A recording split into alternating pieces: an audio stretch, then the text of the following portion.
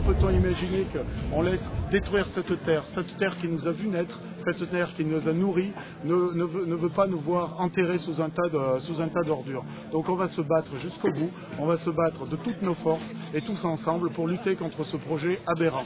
Bien évidemment, les ordures, il faut les mettre quelque part. Mais peut-on imaginer qu'on fasse des trous de 30 ou 50 mètres de profondeur dans ce secteur-là, sur ce type de terrain, pour enfouir des ordures, alors même qu'on se situe sur les meilleurs terrains du département et à en entendre certains, les meilleures terres de France en termes de production. On le sait, le terrain volcanique est un des terrains agricoles qui compte parmi les meilleurs de notre planète.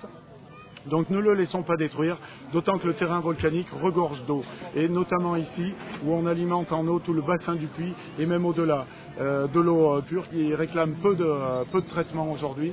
Ne laissons pas détruire ce patrimoine naturel que nos anciens ont forgé de tout temps. Antoine de Saint-Exupéry nous a laissé une citation qui est tout à fait appropriée.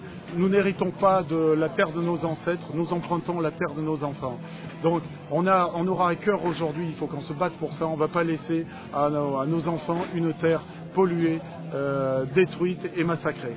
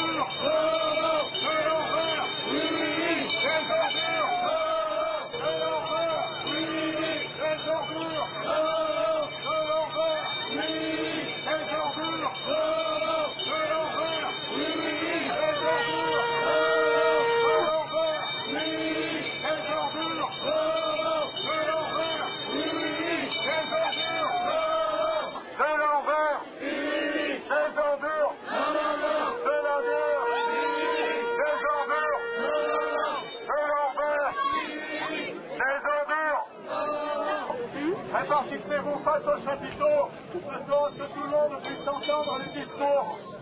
Répartissez-vous face aux chapiteaux. Bon voilà, donc il y a unanimité, soit les 42 délégués de la communauté de communes qui sont contre. N'oublions pas, nos ordures d'aujourd'hui, ce sont nos enfants de demain qui en subiront les conséquences. Les membres du collectif, effectivement, ont parfaitement conscience que les déchets est un problème de société. On ne dénie pas. Ce problème, seulement pour nous, il ne peut être conduit que par les collectivités locales. C'est pour ça qu'on ne comprend pas aujourd'hui qu'une société privée puisse prendre le monopole de ce problème. Il y a forcément un commanditaire derrière ce projet. Une mobilisation pareille, ça fait plaisir à voir, de voir autant de monde mobilisé autour de ce projet. Si ça peut permettre de prendre conscience des enjeux un peu plus globaux autour de la question des déchets, de la pollution de manière plus générale, ça sera tant mieux, parce que l'enfouissement des déchets à cet endroit, c'est vrai que c'est totalement inadapté, mais l'enfouissement des déchets à d'autres endroits, on peut aussi se poser la question de la production des déchets, des autres pollutions d'origine agricole, etc. Donc si ça peut être une prise de conscience collective, ça sera vraiment une belle réussite. Pour le collectif, c'était une journée évidemment très très importante. Je pense qu'elle restera marquée dans les mémoires. On a commencé il y a 3 semaines à 500 lors d'une réunion publique. Je pense qu'on n'était pas loin d'être 1500 aujourd'hui. Il y a un consensus très clair de notre combat par rapport à ce qu'ont pu dire aujourd'hui les élus, ce qui est quand même rassurant. Parce que il y a eu beaucoup de rumeurs et ces rumeurs n'étaient pas bonnes. Là aujourd'hui, le combat est bien dans le même sens, on combat bien un projet. On ne combat pas évidemment des personnes, on combat un projet de centre d'enfouissement qui est une aberration quant à l'implantation du site.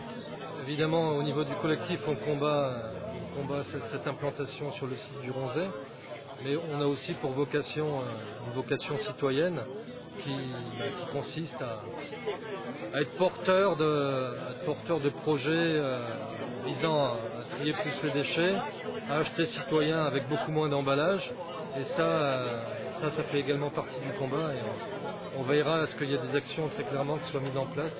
Il y en a eu quelques-unes qui ont été déjà programmées, mais on va vraiment accélérer le mouvement.